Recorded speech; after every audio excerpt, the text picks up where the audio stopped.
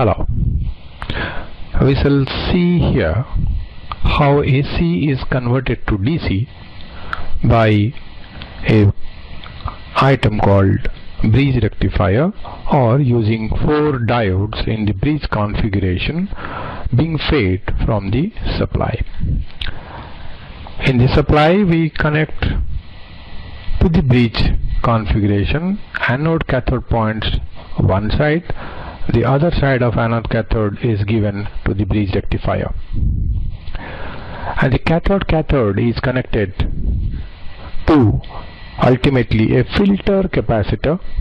Here we have tried to keep a simple small resistor in series in order to see how the capacitor is getting charged, and we also have connected a voltmeter, a DC voltmeter across this to see how the voltage is building up in the capacitor, which can subsequently be used. This is operating in a very low frequency, and the things that you see here is actually happening very fast once you go for a higher frequency, but this is for the understanding purpose. We are given the low frequency operation for you to see it better.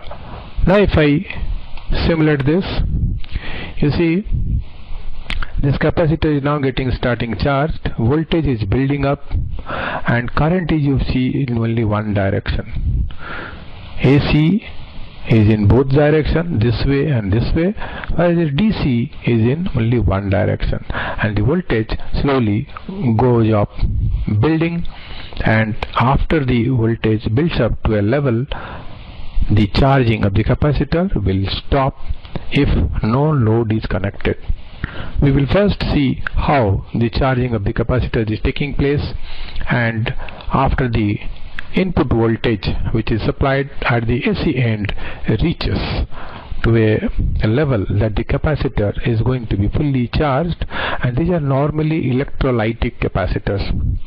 And once the electrolytic capacitor, they are polarized capacitors, and we have to have this side is positive, this side is negative. We have to have positive supply to this side and negative to this side. Connecting it in a reverse way would create havocs. It will burst, and it's not advisable at any time to connect it in a reverse position. Now what we see, the voltage is going on increasing. It's still the DC voltage is flowing because there is no load connected. This capacitor will go on building the voltage to a level after which the charging will stop, and only if we go over to connecting it to a load. For example, we have a load here. I have not connected the load here yet, so it is going on charging, and if I now maybe close this resistor, it will charge to the fullest much faster.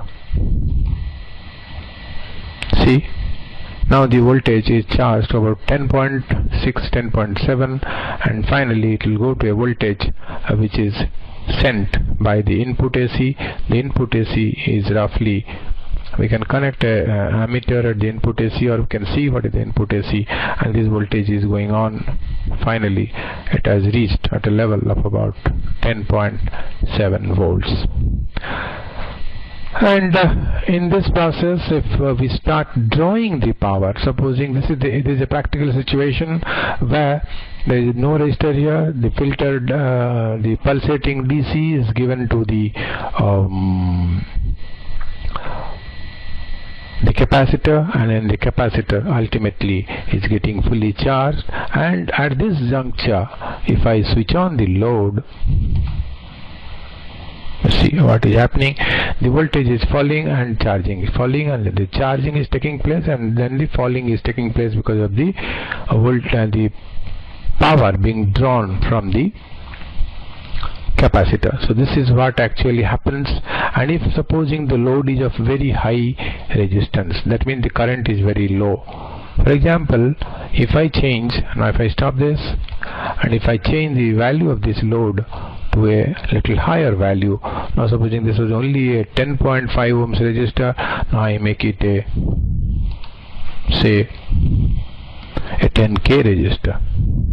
Okay, and the same situation I would like to see what is happening.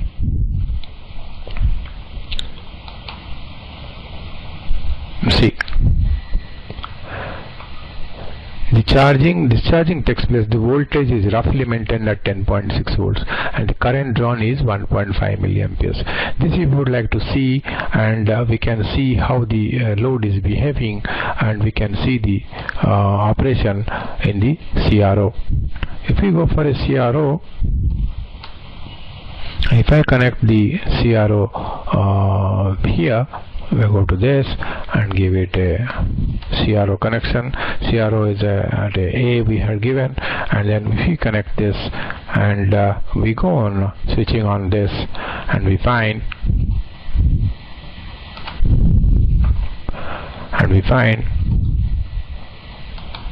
that there is an absolute DC that we get here. When we simulate this, we get the absolute pure DC. We get a pure DC here as far as the output is concerned. Because the load is here very low in the process, the capacitor is able to supply whatever requirement for the load. So you get a steady DC. Of course, the change in the AC input here will change the DC output here. This we'll see in the subsequent slides and the subsequent operations for understanding it in a better way. Hi, today we shall discuss about DC power supply. Every electronic circuit requires a DC to operate. So also our project. So for our project, we have incorporated our own DC power supply. Our own DC power supply. So let me start with how we get it. This is a transformer, step down transformer with 230 volt AC input and 12 volt AC output. And we supply 230 volt AC from the source, supply source. We get 12 volt AC here. Rest all components are in fact mounted on a printed circuit board, so that is why we have a connector here. And the 12 volt AC, which is coming out from the secondary of the transformer, through a connector arrangement goes to the board. And from there, these connections are going to a bridge rectifier comprising of 4 diodes, and they are IN4007 that comprises a bridge rectifier. And we know a bridge rectifier ultimately gives a pulsating DC at this place, which needs to be filtered, and that is filtered by this capacitor. And we call it unregulated 12 volt because while this voltage, input voltage, varies from 230 volt to say a lower voltage, say 200 volt, this also will vary in that proportion because we know that V1 by V2 is equal to N1 by N2. So when this also varies, the input to the bridge rectifier also varies, so the output from the unregulated output from the bridge rectifier also varies, and we call it unregulated because this may vary depending on this voltage varying. If this is low, this will be less than 12. If this is high, this will be higher than 12. But since all our circuits require a fixed voltage, we use after the filtration, what we use a voltage regulator. We call it a 7805 voltage regulator.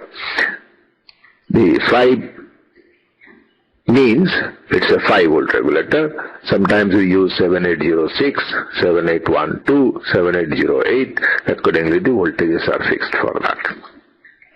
So here we get regulated 5 volt, meaning if this voltage at the input changes from 9, 10, 11, 12, 13, 14, whatever may be, this voltage remains constant at 5 volt. So when this remains at constant at 5 volt, to know that this voltage is available at this particular point, because that will be the feeding point to all the circuits that we will subsequently assemble or subsequently use, then we connect a LED in series with a resistor.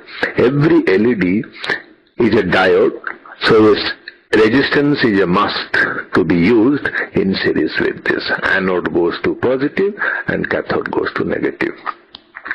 We call this is as positive and this is as negative. In all electronic circuit, it is normally said as ground, but there is nothing like ground. This never flows, this positive never flows to ground. Ground is a word which is followed in the electronic circuit. Actually, the current flows, suppose this LED has to glow, the current will flow from here, here, here, here, and here, or here. Ground meaning that anywhere I provide a ground, it is a negative path, and this is the positive path. This is how a DC power supply works for any kind of microcontroller applications where we need 5 volts.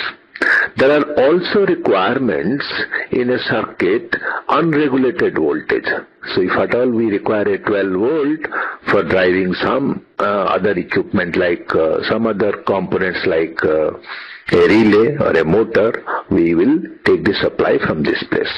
Because a relay with an unregulated voltage of 12 volt will not have much difficulty in operation. Even if this falls to 10 volts or goes to about 14 volts, the relay is not going to be affected. Or a motor, if we use, it is not going to be very severely affected. That is why we provide unregulated voltage from here, but the regulated voltage is going to all the electronic circuits like microcontrollers and digital circuits, transistors, operational amplifiers that we shall be using for our projects. So that makes the DC power supply requirement for the project complete. Thank you.